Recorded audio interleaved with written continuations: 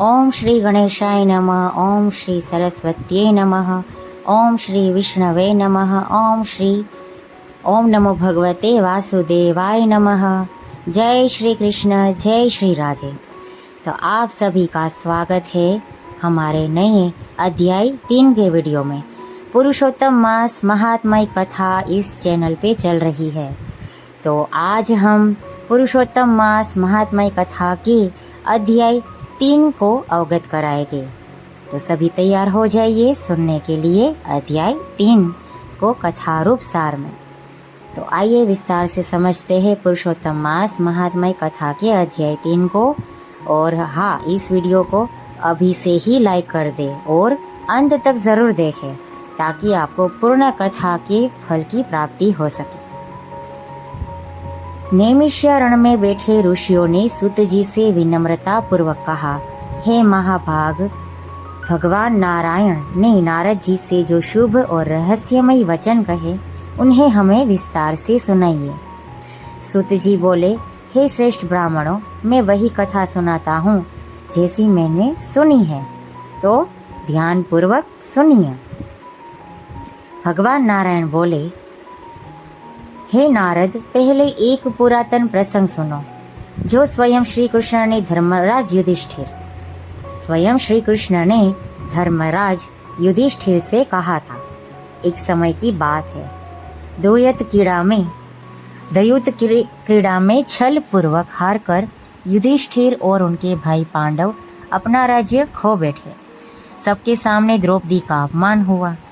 दुष्ट दुशासन ने उसके केश पकड़कर उसे सभा में घसीटा और उसके वस्त्र उतारने का प्रयास किया। उस संकट की घड़ी में भगवान श्री कृष्ण ने उसके लाज की रक्षा की। इसके बाद पांडव वनवास को चले गए और काम्य वन में रहने लगे। वहाँ वे अत्यंत कष्ट में जीवन बिताते थे। कंदमूल और फल खाकर धूल से ढके शरीर और बढ़े हुए बालों के साथ वे तपस्वियों की तरह जीवन जी रहे थे। एक दिन भगवान श्री कृष्ण मुनियों के साथ उन्हें देखने वहां पहुंचे। भगवान को देखकर पांडव ऐसे प्रसन्न हुए मानो मृत शरीर में प्राण लौट आए हो। उन्होंने प्रेम पूर्वक उनका स्वागत किया और चरणों में प्रणाम किया। द्रौपदी भी अत्यंत विनम्रता से उनके सामने उपस्थित हुई। पांडवों और द्रौपदी की दयनीय अवस्था देखकर भगवान श्री कृष्ण का हृदय द्रवित हो गया और वे कौरवों पर अत्यंत क्रोधित हो उठे। उनका क्रोध प्रलय की अग्नि के समान भयंकर था। ऐसा प्रतीत हो रहा था कि वे संपूर्ण संसार को नष्ट कर देंगे। ये देखकर अर्जुन भयभीत हो गए और उन्होंने हाथ जोड़कर भगवान की स्तुति करते हुए कहा, हे प्रभु, आप जगत के रक्षक हैं। एक के अपराध के कारण संपूर्ण सृष्टि का नाश करना उचित नहीं है। जैसे कोई मच्छरों को मारने के लिए अपना घर नहीं जलाता, वैसे ही आप भी क्रोध को शांत करें। अर्जुन के विनम्र वचनों को सुनकर भगवान श्री कृष्ण शांत हो गए। उनका क्रोध शांत होते ही पांडवों ने राहत की सांस ली और प्रेम पूर्वक उनकी सेवा की।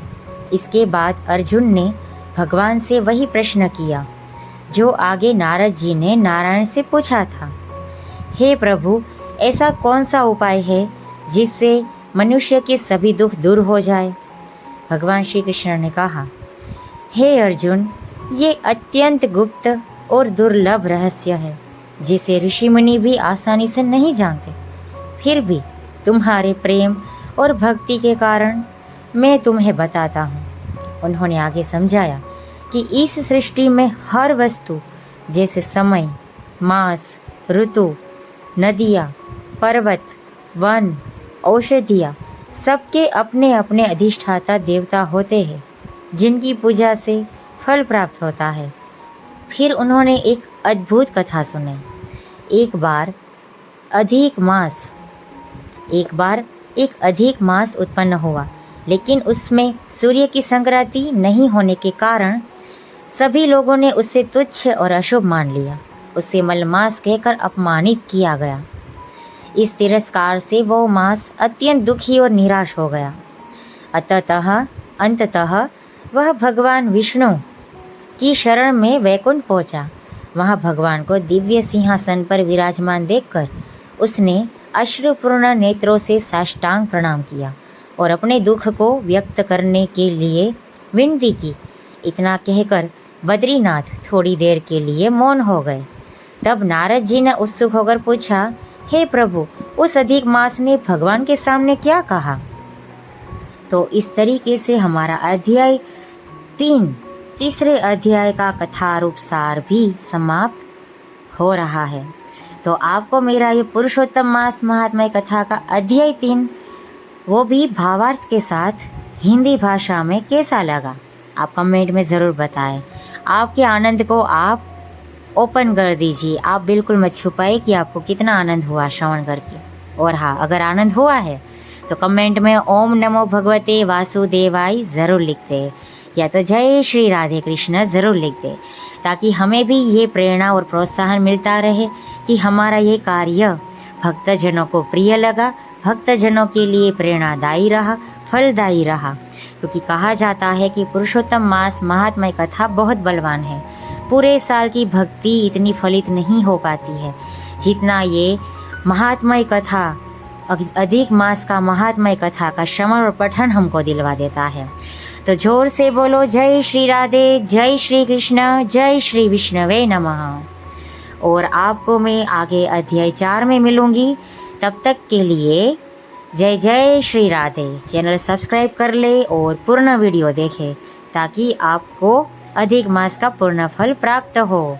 ओम नमः शिवाय।